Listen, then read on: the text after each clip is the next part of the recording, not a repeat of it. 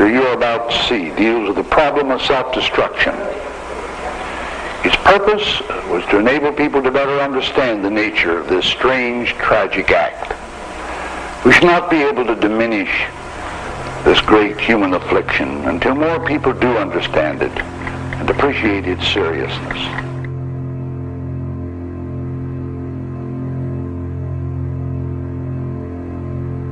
A lot of things about the world these days are very scary.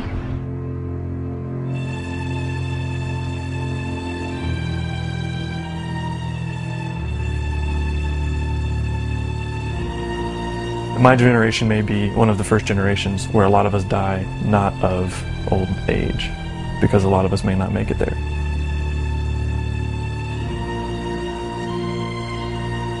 Global warming, it's gonna do this, and our climate's gonna go weird and we're like another ice age or something.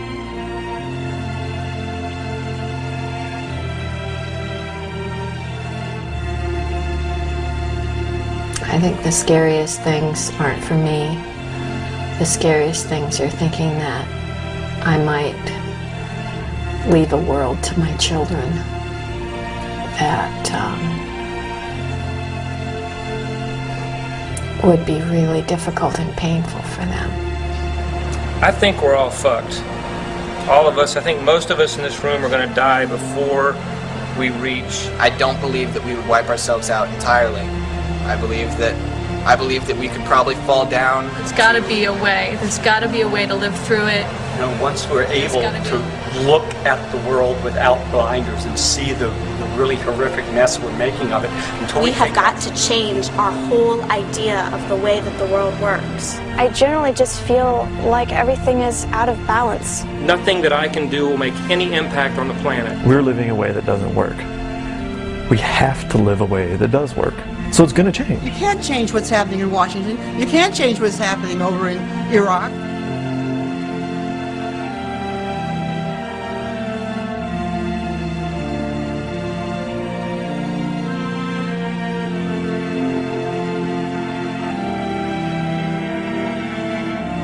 We've met the enemy and he is us.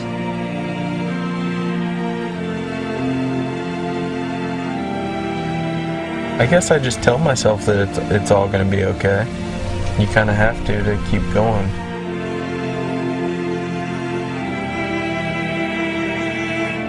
It's not a happy thing to think about.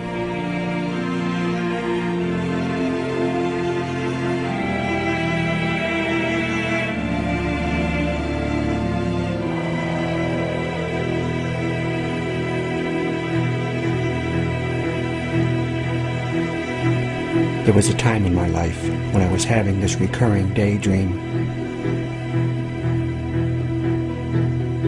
I'd be sitting in my car, radio blaring, slowly making my way forward through a fast food drive-thru. I'd get to the window and they'd hand me my drink and my burger and fries.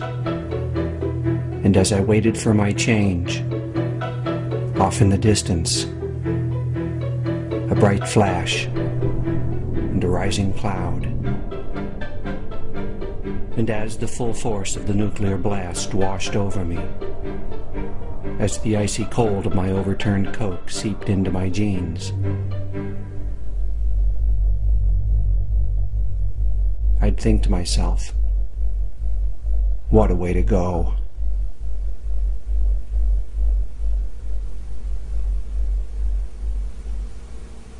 Yeah, I think that we might wipe ourselves off the earth. Definitely. I feel like that's where we're headed. There's an emptiness that other needs, the real desires aren't being met.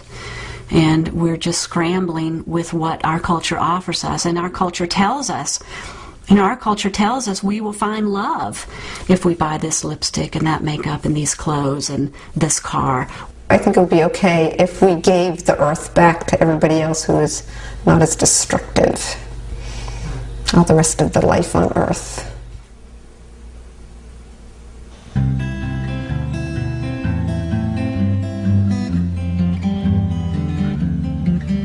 was born in the American Midwest, central Michigan, the water-winter wonderland. I was raised in the arms of an extended rural family, mostly farming folk, solid, hardworking, quiet, giving. I was born into warmth and plenty to eat, a sense of place and a surety of security. And I was born into stories, stories about the value of work and the right way to live, stories about God and country, about community, loyalty, steadfastness, and resolve, stories about the role and place of humans on this planet, stories about our relationship to something we called nature. I was born into stories. Nobody told me these stories. They didn't have to. The stories were the air I breathed, the water in which I swam, the ground upon which I walked. They were all around me. We didn't even know they were stories. We just thought they were the way things are. My world was a playground. There were fish to catch, boats to row, parades to watch, trails to hike, lakes to swim, snowmobiles to ride, games to play, presents to open, and family to share it all with. The days would end with sunsets and fireworks, and sometimes I would dance until I collapsed with joy. It was a magical land, cherry popsicles and warm milk, birthday cakes and store-bought costumes and brand new chairs under the tree, a land of giant geese, well-dressed poodles, talented birds, and even more talented people. The earth was our merry-go-round, our monkey bars, our swing set. As long as we didn't look down, everything would be just fine.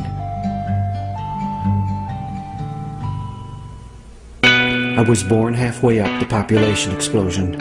I was born on the slope of rising CO2 levels. I was born in the foothills of a mass extinction. I was born on the rocky rise of oil production. I was born facing forward, looking ever upward, my first step a step upslope, a step into progress, a step into a vast and glorious human future. We were moving on up. There was no looking back. There was a mountain to conquer, and conquer it we would. All we had to do was climb a bit further. But the mountain we were climbing was not what we thought it was. Rather than rising from natural forces, the slopes up which we were headed were the results of imbalance and short-sightedness. In our efforts to progress, to succeed, to improve, to strive, to overcome, to manage, to shape, to solve, and to grow, we wielded huge new forces across the globe. We walked as giants upon the earth, unaware of the footprints we left behind.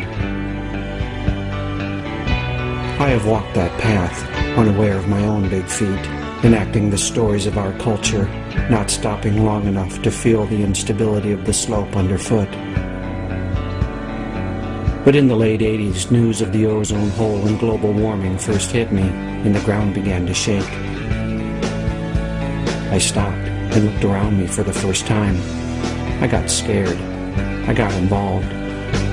And then the shaking subsided. Or rather, I just got used to it. Life got more complex with the births of my 3 children. And there was climbing still to do, so I continued to climb. But the tremors were still there underfoot.